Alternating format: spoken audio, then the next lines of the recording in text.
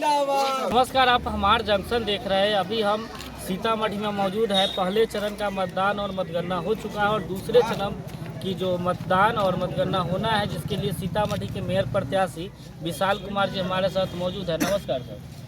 जय श्री राम।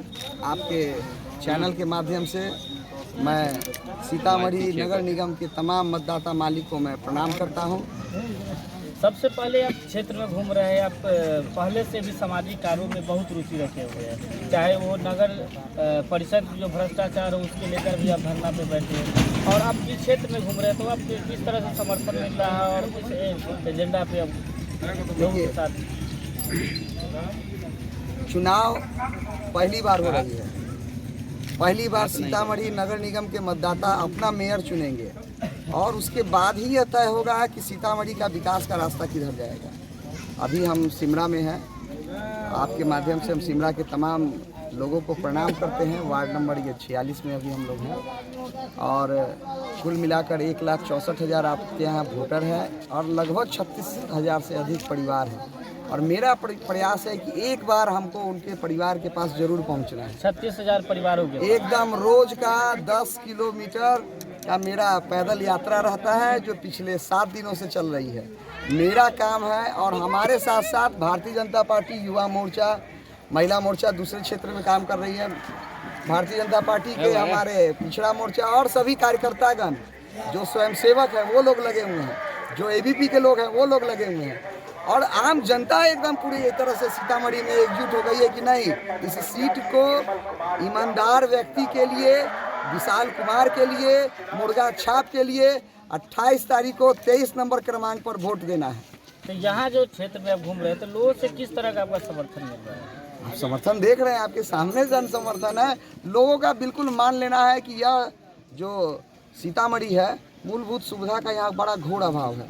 जिन जिन लोगों को यहाँ पे मिला मौका काम करने के, उन लोगों ने लूट खसोट पहुँचाया। आप साक्षी हैं कि हमारे यहाँ 6,000 का कैमरा 87,000 में लगा, बिना एनओसी लिए हुए रोड बना, जो रोड 1 साल में टूट गया, मेंटेनेंस उसका नहीं हुआ और आज वहाँ की ढलैया है वो मात्र 1.5 इंची मोटी है। तो करप्शन बहुत चरम पे है। एक प्रोसीडिंग लिखी जाती है और उस प्रोसीडिंग पर अमाउंट नहीं भरा जाता है। 29,88,000 भरा जाता है बाद में, जब सबसे दस्तखत करा लिया जाता है, वो भी तब जब जांच की प्रक्रिया में जाता है। तो लोग कैसे विश्वास करेंगे कि उस सब चीज़ों से यहाँ मुक्ति मिल पाए? मैं काम करके दिखाया हूँ, सामाजिक कार्यकर्ता हूँ। मैंने अपने सामाजिक दायित्व को पूरा किया है, चाहे वो जानकी जन्मोत्सव आयोजन समिति के माध्यम से, चाहे माता वैष्णो देवी सेवा मंडल के माध्यम से, चाहे लियो क्लब के माध्यम से, मैंने विभिन्न आयोजनों के माध्यम से मैंने काम करके दिखाया है। तो मैं तो मजदूरी मांग रहा हूँ और लोगों का जन समर्थन भी उसी तरीके से मिल रहा है। लोगों का मान लिए हुए हैं, उन लोगों ने माइंडसेट कर लिया है कि नहीं, एनी हाउ सीतामढ़ी को इस जो जंजाल है, ये जो आपराधिक छवि के लोग हैं, जो लोग आ करके इस सीतामढ़ी को बिल्कुल बदनाम करके रख दिए हैं, स्थिति इतनी बदतर हो गई है कि कोई पर्यटन के नाम पर यहाँ आने नहीं चाहते हैं, सिर्फ इसलिए क्योंकि अगर आपने उन पैसे का सही उपयोग किया होता, आज वह सड़कें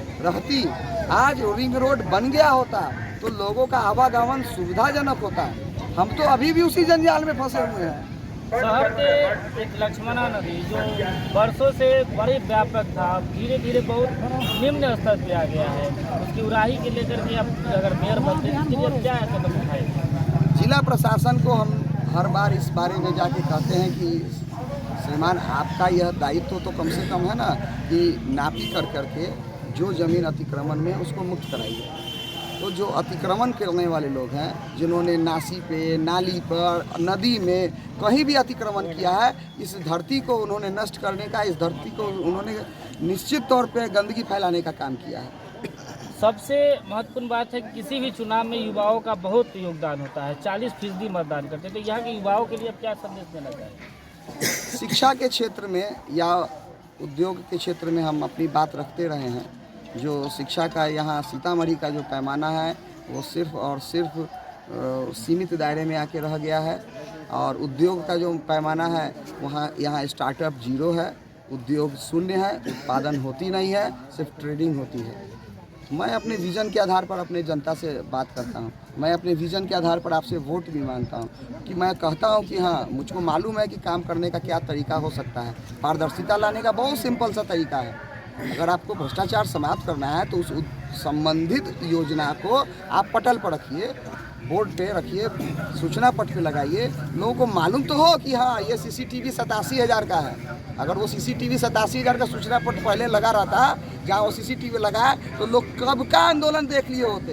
वो तो आरटीआई से मालूम हुआ, लगने के कई वर्षों के बाद मालूम होता है सीतामढ़ी को।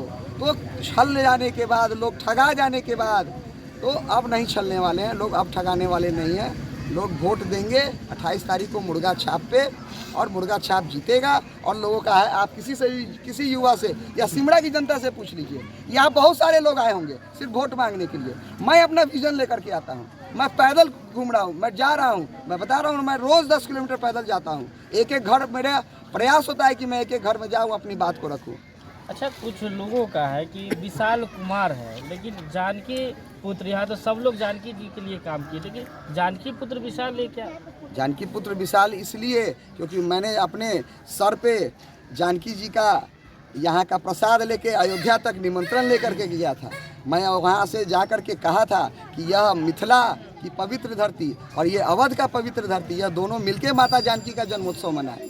तो मैं जब वहाँ जाता हूँ तो यहाँ से 21 लोगों की टोली कई साल 3 बार जा चुकी है, और आपने देखा है कि वो जो उत्साह रहता है जन्मोत्सव का, उस आधार पे यहाँ के युवाओं ने कहा, ये मेरा खुद का कोई दिया हुआ नाम नहीं है, ये सीतामढ़ी के युवाओं का दिया हुआ नाम है। और आपको मैं बता दूं, ये अयोध्या के हमारे संत समाज का दिया हुआ नाम है।